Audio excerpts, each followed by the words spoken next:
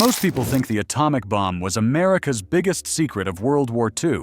The Manhattan Project gets all the attention, thousands of books, dozens of movies, an entire mythology built around it. For decades, historians believed they had cataloged every major breakthrough that won the war.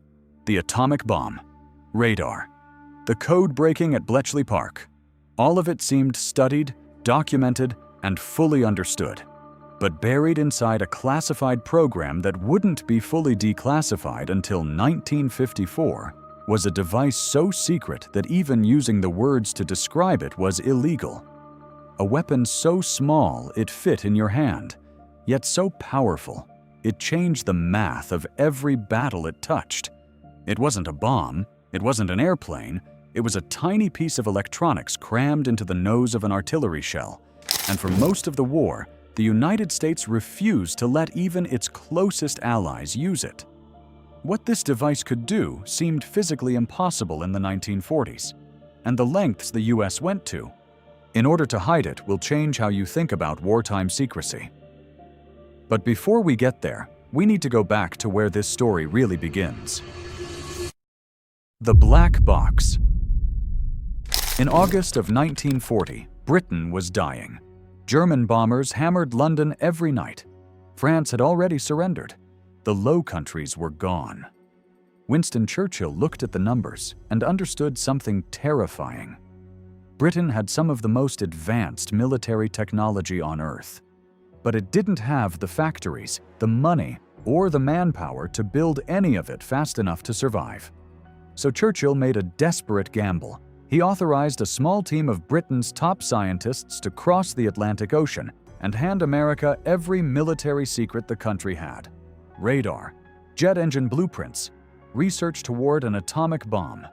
All of it packed into a single metal deed box designed to sink to the bottom of the ocean if their ship was torpedoed by a German U-boat.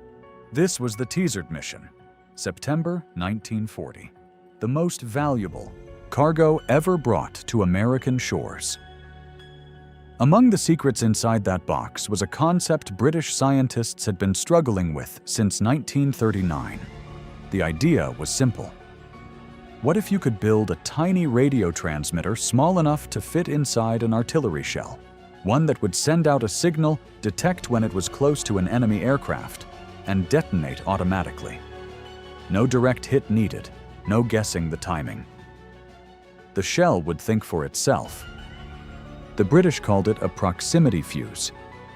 They had done early work on versions for rockets and bombs, but making one that could survive being fired from a gun? The forces involved were beyond anything their engineers believed was possible. A shell leaving a 5-inch naval gun experiences 20,000 times the force of gravity in an instant and spins at 25,000 revolutions per minute. No vacuum tube on Earth could withstand that. The British handed over the concept and moved on to other problems. They assumed no one could solve it during the war.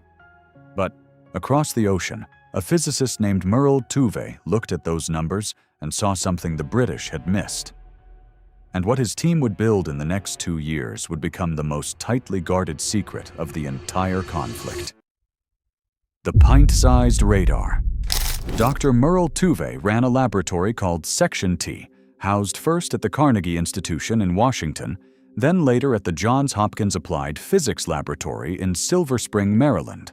His team was given one job by the U.S. Navy: build a proximity fuse small enough to fit inside a standard 5-inch naval shell. The Navy's primary anti-aircraft weapon. To understand how insane this was, consider what they were being asked to do. Fit a working radio transmitter and receiver, an amplifier circuit, a battery, and a detonation mechanism into a space the size of a pint milk bottle. Make every component survive an acceleration that would crush most electronics into dust. Then make the whole thing work reliably, thousands of feet in the air, traveling at 2,600 feet per second toward a target moving at 300 miles per hour. In 1940, there were no transistors, no microchips, no solid-state electronics of any kind. The only way to build a radio circuit was with vacuum tubes, which were made of glass, fragile glass that shattered if you dropped it off a table.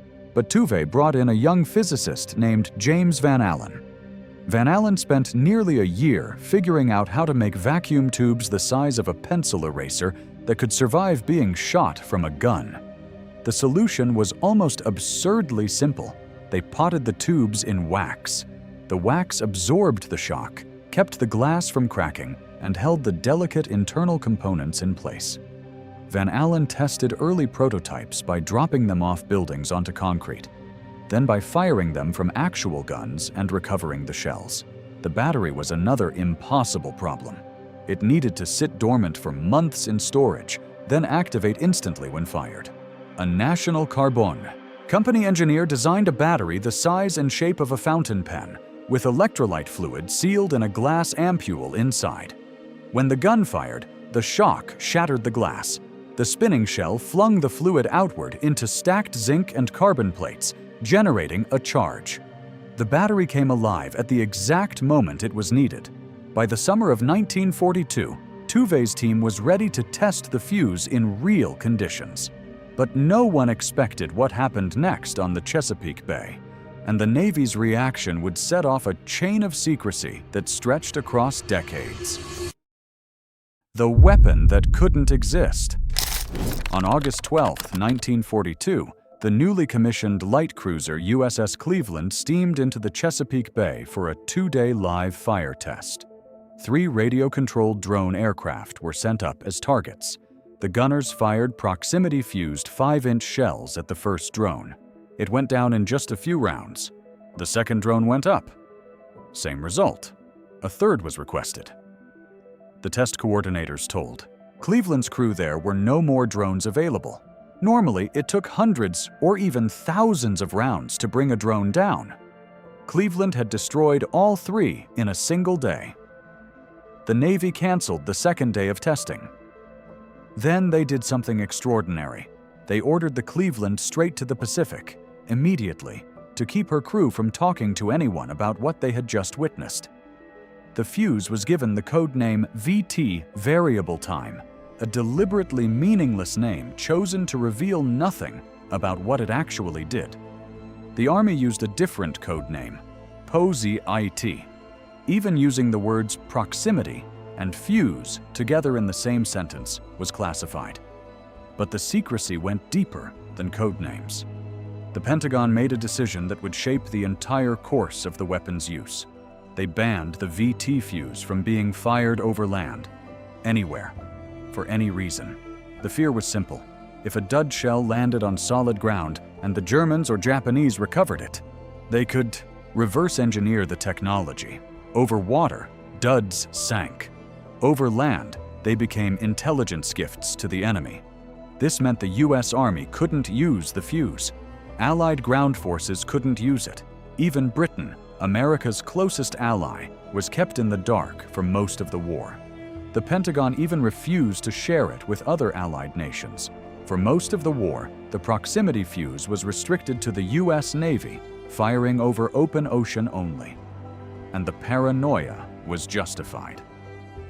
When a Navy ship accidentally fired a dud that landed on the beaches of Sicily in 1943, headquarters dispatched a special recovery patrol to find and retrieve the shell before anyone else could. But the secrecy didn't stop at the battlefield. Back home, the production of VT fuses became one of the largest hidden industrial operations in American history. Over 100 factories were involved. The Sylvania Electric Company, which made most of the miniaturized vacuum tubes, employed 10,000 workers, the vast majority of them women.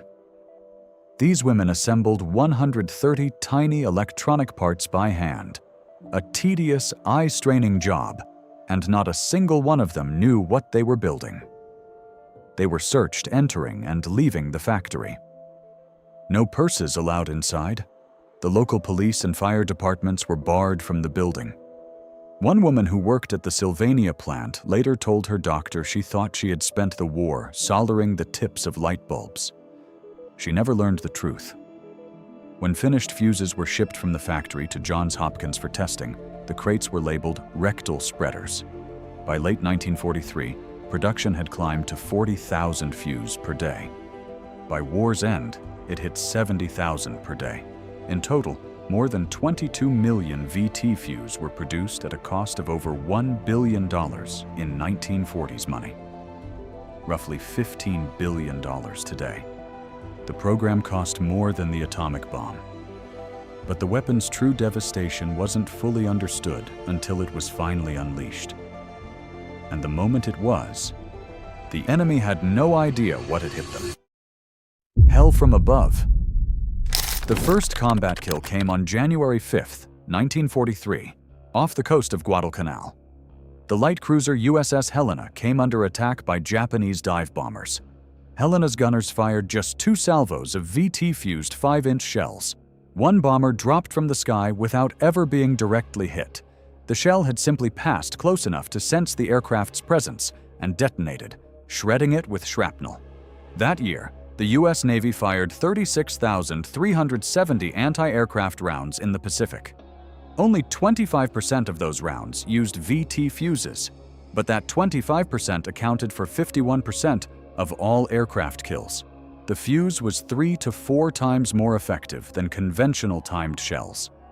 Night kill ratios jumped by 370%. A standard timed fuse had a lethal fragment area of about 60 square feet. The proximity fuse expanded that to 3,000 square feet. The Japanese never understood why American anti-aircraft fire had suddenly become impossibly accurate. They never recovered a fuse. They never developed a countermeasure.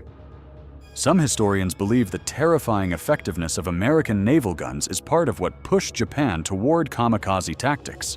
If your planes can't survive the approach, you might as well not plan for the return trip. But the fuse's most dramatic moment came over land, not sea. In June 1944, Germany began launching V-1 flying bombs at London. Hundreds per day. Small, fast, and nearly impossible to hit with conventional anti-aircraft fire. Churchill called it terror bombing. Tens of thousands of civilians were being killed and wounded. With London facing destruction, the secrecy rules finally cracked. The Pentagon authorized the use of VT fuses along the English coast, where duds would fall into the sea. The results were staggering. In the first week, coastal anti-aircraft batteries destroyed 24% of incoming V-1s. By the second week, 46%. Third week, 67%.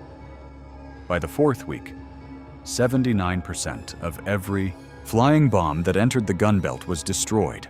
On the last major day of V-1 attacks, 104 buzz bombs were detected by radar. Only 4 reached London. Churchill would later say the proximity fuse proved potent against the rockets. That was an understatement. It saved the city. Then came December 16, 1944. The Battle of the Bulge. Germany's last major offensive on the Western Front. The embargo on land use was still technically in place. But Colonel George Axelson of the 406th Artillery Group, facing a German assault on lightly armed cavalry positions near Monschau, decided the emergency outweighed the rules. He ordered his gunners to fire the secret shells. 2 days later, Eisenhower formally lifted all restrictions. What followed was something German soldiers had never experienced. The shells detonated 30 to 50 feet above the ground, spraying shrapnel downward. Foxholes offered no protection. Log-reinforced bunkers were penetrated. The shells traveled so fast that the soldiers below couldn't hear them coming until the burst was already overhead. Prisoners of war described emerging from the barrages in a dazed state. They knew they were facing something new. They simply couldn't understand what it was or how to survive it. In some units, German soldiers began refusing orders to leave their bunkers during artillery attacks. General George Patton wrote to the War Department afterward, "The funny fuse won the Battle of the Bulge for us.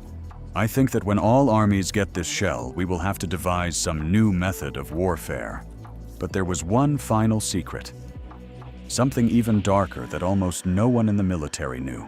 Vannevar Bush, the head of the Office of Scientific Research and Development, had quietly hired a radar jamming expert at Harvard named Winfield Salisbury to try to defeat the VT fuse. Within 2 weeks, Salisbury built a radio jammer that triggered the fuses at 4,000 feet from their targets instead of 40. The fuse could be beaten easily. Bush buried the discovery. He classified it at a higher level than the fuse itself. His reasoning was cold and pragmatic. If the military knew the fuse could be jammed, they would never deploy it, and its potential was too valuable to waste. So the weapon that saved London, broke the bulge, and protected the Pacific Fleet had a fatal vulnerability the entire time. And the man who knew it decided the risk was worth taking. After the war, the proximity fuse was ranked alongside the atomic bomb and radar as one of the 3 most important technological innovations of the conflict. James Van Allen, the young physicist who figured out how to make vacuum tubes survive a cannon blast, went on to design the instruments aboard Explorer 1, America's first satellite. The miniaturization techniques he pioneered for the VT fuse became the foundation for the electronics that carried humanity into space. More than 22 million fuses were built, over $1 billion spent. Thousands of women assembled them without ever knowing what they held in their hands. And for most of the war, America's closest allies were kept in the dark about a weapon that was quietly deciding the outcome of battles across 2 oceans. So here's the question. Was the Pentagon right to hide this weapon, even from its own allies? Or did the secrecy cost lives that could have been saved sooner? Drop your thoughts in the comments below. If you found this story as fascinating as I did, hit that subscribe button. We've got more stories like this one coming soon. Until then, see you in the next one.